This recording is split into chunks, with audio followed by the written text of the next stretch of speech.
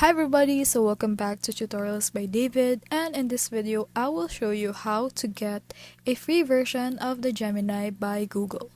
You want to have a free Gemini Pro or Google Gemini, so right here we have the free version of the Gemini. So if you want to upgrade that, it will show you that it is actually about $20 per month.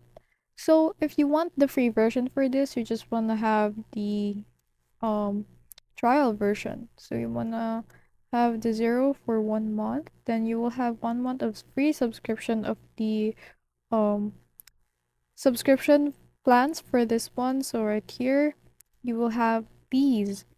So you just wanna get offer and you just wanna cancel the offer after like 30 days so that it won't charge you the fee after that. Now you have a 1 month subscription of Google Gemini for free.